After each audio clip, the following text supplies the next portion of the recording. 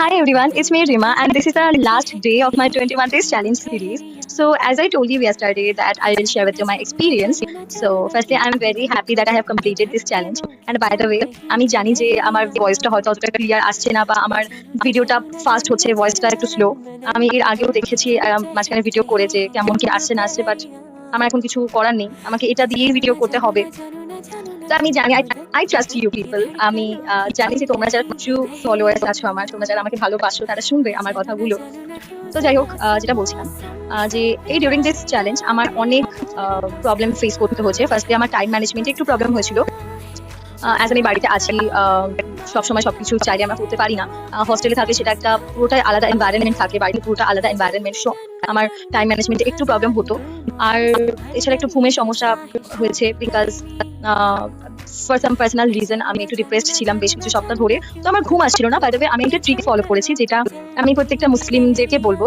তোমরা যদি, because I am মুসলিম, আমি হিন্দুদের শুধু বলতে পারবো না, তাই মুসলিমদেরকে বলবো। তোমরা যারা মুসলিম আছো তোমরা তারা জানো যে আমাদের কোরআন শরীফে একটা সূরা আছে, সূরা রহমান বলে, খুবই পাওয়ারফুল সূরাটা।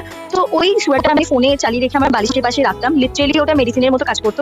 আই মিন, এমন অনেকদিন গেছে যে আমি সকাল 5টা 6টা পর্যন্ত সিলিং এর দিকে তাকিয়ে রয়েছে, আমার ঘুম আসছে না। বাট নেক্সট ডেতে আমি যখন ওই সূরা রহমানটা চালিয়ে ঘুমাচ্ছিলাম, তো আমার ঘুম চলে এসেছিল।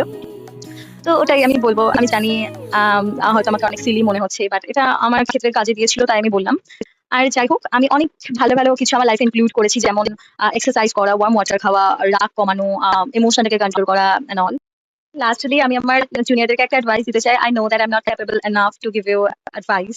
তাও আমি বলতে চাই, বিকজ আমি মনে করি যে এটা একটা ভালো কথা, যেটা আমার সবাইকে বলা উচিত, যে তোমরা যে রিলিজিয়ন থেকে বিলং করো না কেন, সেটা হিন্দু মুসলিম খ্রিস্টান জন্য যাই হোক না কেন, নিজের রিলিজিয়নটাকে রেসপেক্ট করা উচিত, আর পাশাপাশি বাকি রিলিজিয়ন গুলোকেও রেসপেক্ট করা উচিত। তার মানে এই নয় যে আমি গোঁড়ামির কথা বলছি, বিকজ আমার একটা ফ্রেন্ড ছিল, সে ভাই এতটা গোঁড়ামি করতো। ও ব্রাহ্মণ ছিল। ও লিটারেলি একদিন পরীক্ষা দিতে দিয়ে এসে আমাকে কল করে বলছে যে, রিমা জানিস তো আমার পাশে একটা বিসি এসটি বসেছিল, ভাই ওর জন্য আমি পরীক্ষা দিতে পারিনি। আমি হোয়াট, এখানে এসসি এসটি কোথা থেকে আসে? মানে ও লিটারেলি অন্য রিলিজন গুলোকে ডিসরেসপেক্ট করতো। প্লাস হিন্দুদের তো অনেক, হিন্দু রিলিজনের মধ্যে তো অনেক ধরনের কাস্ট থাকে, তো ও তাদেরকেও পছন্দ করতো না। তো আমি সেই সব কথা বলছি না, আমি এটাই বলছি যে নিজের রিলিজনটাকে রেসপেক্ট করো, নাস্তিক হয়ে যেও না। যদিও এটা খুব একটা কন্ট্রোভার্সিয়াল টপিক, তা আমি বলতে চাই যে আমি একটা কথা খুবই মানি, যে ভগবানের ইশারা ছাড়া গাছের একটা পাতাও নড়ে না। তো ভগবানের কাছে যদি মানুষ কেউ কিছু চাই মন প্রাণ থেকে, তো ভগবান সেটা দেয়। তার মানে এই নয় যে আমরা ঘুমিয়ে ঘুমিয়ে বললাম, ভগবান আমি ডক্টর হতে চাই, ভগবান আমি আইপিএস অফিসার হতে চাই, তা কিন্তু নয়। তোমাকে সমপরিমাণ হার্ডওয়ার্কটাও করতে হবে। তো এটাই আমি মনে করি যে কেবল ভগবানের কাছে চেয়ে গেলেই পাওয়া যায় না, আবার কেবল হার্ডওয়ার্ক করে গেলেই পাওয়া যায় না। দুটোর সমান ব্যালেন্স থাকা দরকার। তাহলেই লাইফে সাকসেসটা আসে। তো দ্যাটস অল ফর টুডে।